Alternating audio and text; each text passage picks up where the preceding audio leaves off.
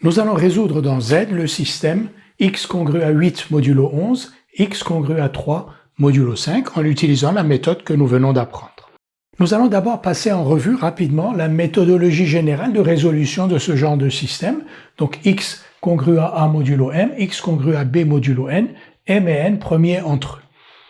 La méthode générale consiste à trouver une solution particulière de ce système. Et pour trouver une solution particulière de ce système, on utilise le théorème de Bézout. M et N étant premiers entre eux, il existe un couple UV appartenant à Z2 tel que UM plus Vn égale 1. Une fois que l'on a un couple UV répondant donc à UM plus Vn égale 1, remplissant cette condition, x0 égale UM fois B plus Vn fois A est une solution particulière du système. Et quand on connaît une solution particulière du système, on sait résoudre le système. Revenons donc à notre système, x congru à 8 modulo 11, x congru à 3 modulo 5. 5 et 11 sont premiers entre eux, on va le voir tout de suite, parce que on remarque que 1 fois 11 moins 2 fois 5 égale 1. Donc 1 fois 11, 11 moins 10 égale 1. Donc on a U fois 11 plus V fois 5 égale 1, avec U et V qui sont donc des nombres entiers relatifs. Une fois que l'on a cette relation, on peut donc dire que 11 et 5 sont premiers entre eux. On aurait pu le voir aussi directement, puisque 11 et 5 sont tous les deux des nombres premiers, ils sont différents, et il s'agit de deux nombres premiers, donc ils sont a fortiori premiers entre eux.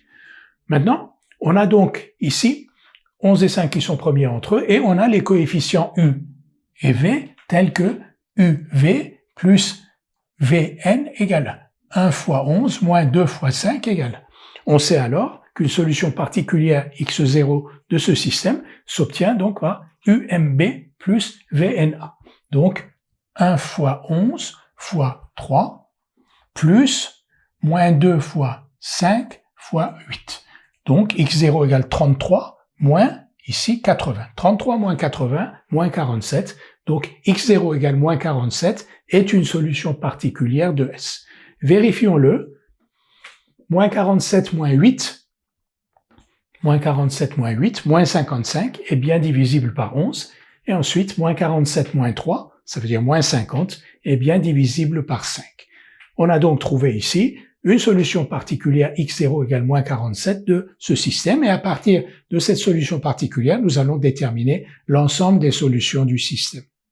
Nous avons donc déterminé une solution particulière x0 égale moins 47 du système grand S.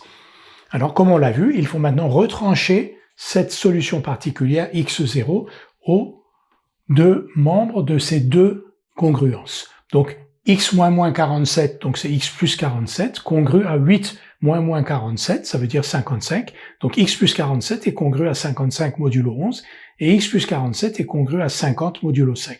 Le système S est équivalent à ce système-ci. 55 est divisible par 11, 50 est divisible par 5, donc ce système est équivalent à x plus 47 congru à 0 modulo 11 et x plus 47 congru à 0 modulo 5. Donc S est équivalent à...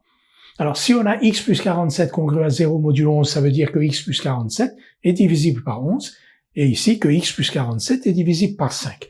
Donc S est équivalent à x plus 47 est divisible par 11 et 5. Autrement dit, si un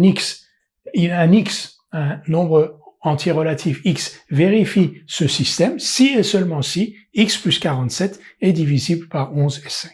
Maintenant, si x plus 47 est divisible par 11 et 5, comme 11 et 5 sont premiers entre eux, x plus 47 divisible par 11 et 5 est équivalent à x plus 47 divisible par 55, ça veut dire 5 fois 11.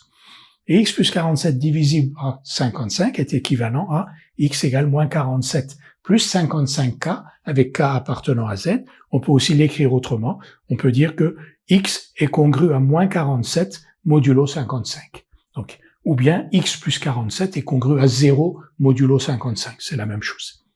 Et donc, x congru à moins 47 modulo 55.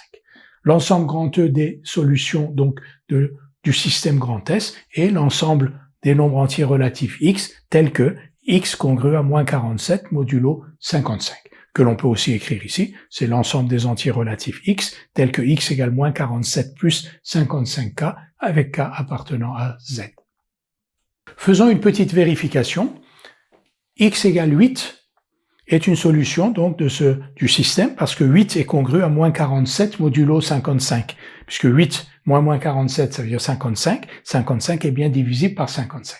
Donc si on remplace x par 8, normalement, ces deux congruences sont satisfaites. 8 est bien congru à 8 modulo 11 et 8 est bien congru à 3 modulo 5 parce que 8 moins 3, 5 est divisible par 5. Alors x égale 8 est une solution plus facile, une solution particulière, plus facile que x0 égale moins 47.